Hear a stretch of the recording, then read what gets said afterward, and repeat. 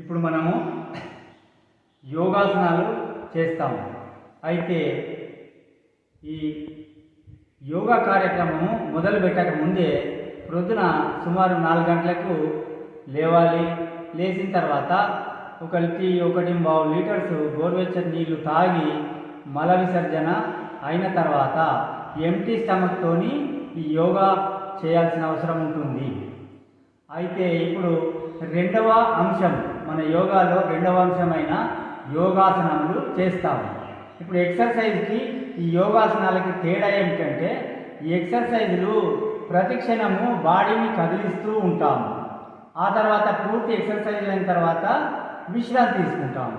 అయితే ఈ యోగాసనంలో అట్లా కాకుండా ఒక్కొక్క ఆసనంలో 3 పాయింట్లు గుర్తుంచుకోవాల్సిన అవసరం ఉంటుంది, ఫాలో చేయాల్సిన అవసరం ఉంటుంది. దాంట్లో మొదటిది, మనము ఒక ఆసనము ఒక భంగిమలోకి వంగినప్పుడు మనం శక్తి కొలది వంగాల్సిన అవసరం ఉంటుంది. ఆ తర్వాత రెండవ అంశము, ఆ ఆసనంలో వంగిన తర్వాత ఉండాల్సిన సమయం ఎంత ఉండగలిగితే అంత సమయము ఉండాలి. మనము ఇక నొప్పిని భరించలేనప్పుడు ఆసనంను తీసేయాలి.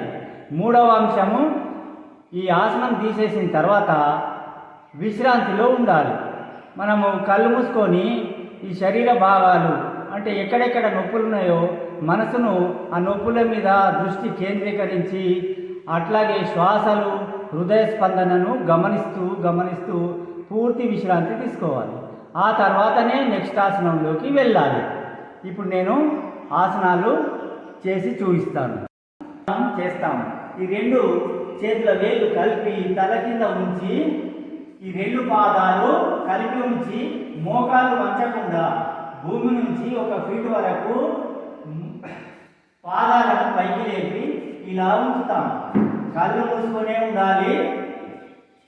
శరీరంలో నొప్పి ఎక్కడ కనిపిస్తే అక్కడ మనసును కేంద్రీకరించి ఉంచాలి. ఉండగలిగినంతసేపు ఉన్న తర్వాత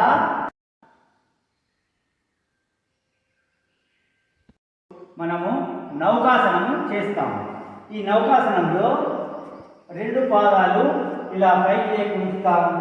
ఆ తర్వాత తల భుజాలు పైకి లేపి ఉంచి 2 చేతులు ఈ మోకాళ్ళ పైన ఆకాశంలో ఇలా ఉంచుతాము.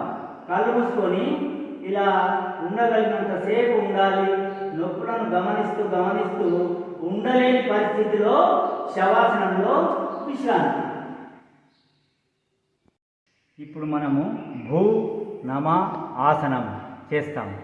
ఇలా కాళ్ళు ముందుకు జాపి ఈ 2 చేతులు అరచేతులు జాపి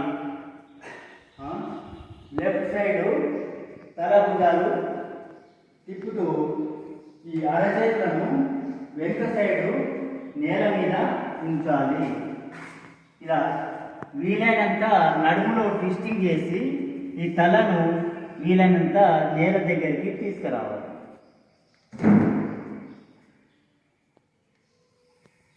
ఇలా ఉండగలిగినంత సేపు ఉన్న తర్వాత ఆపోజిట్ సైడ్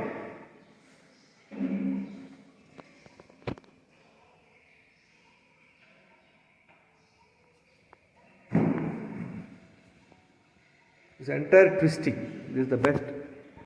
ఇప్పుడు భుజంగాసనం చేస్తాము. ఇది బోల్గా పడుకొని చేయాలి. 2 అరచేతులు ఈ ఛాతీకి ఇరువైపులా ఉంచాలి. ఇలా ఆ తర్వాత తల భుజాలు ఎంత వీలైనంత పైకి లేపుతూ బొడ్డు కింది భాగం నేలపైన ఉండాలి.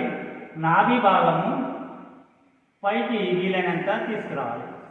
ఇలా ఉండగలిగినంతసేపు ఈ భుజంగాసనంలో ఉండి ఆ తర్వాత శిశువాసనంలో విశ్రాంతి. పడుకొని ఈ 2 చేతులు తొడల పై భాగంలో సపోర్ట్ తీసుకుంటూ తల భుజాలు ఎంత వీలైనంత పైకి లేపాలి. ఇలా ఉండగలిగినంతసేపు ఉన్న తర్వాత శిశువాసనంలో విశ్రాంతి. శలభాసనం. ఈ 2 చేతులు తొడ కింద ఉంచాలి. ఇలా తొడల కింద ఉంచి ఈ రెండు పాదాలు కలిపి మోకాళ్ళు వంగకుండా ఎంత వీలైతే అంత పాదాలు పైకి లేపి ఉంచాలి.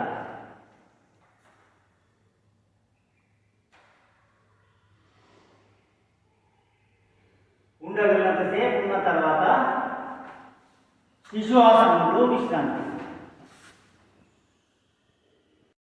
చివరి యోగాసనంగా ధనురాసనం చేస్తాం. ఈ రెండు పాదాలు పైకి లేపి ఉంచాలి.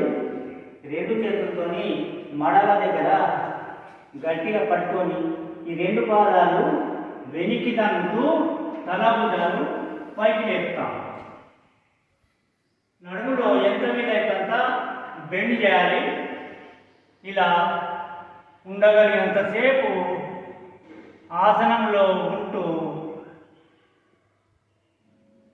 ఉండలేని పరిస్థితిలో శవాసనంలో విశ్రాంతి.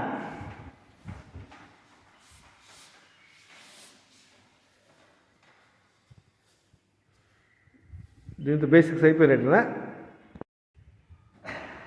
ప్రతి యోగాసనంలో మనము ఒక పోజులో ఆసనంలో వీలైనంత బెండ్ కావాలి. శక్తి కొలది వంచిన తర్వాత రెండవ నియమంగా అలాగే ఉండగలిగినంతసేపు అదే ఆసనంలో ఉండాలి. ఉండలేని పరిస్థితిలో ఆసనం తీసేసి విశ్రాంతిలో ఉండాలి. ఈ విశ్రాంతిలో శరీరము పూర్తిగా రిలాక్స్ అయ్యేదాకా ఉండాలి. పూర్తి రిలాక్స్ అయిన తర్వాతనే ఇంకొక ఆసనమును చేయాలి. Thank you very much doctor.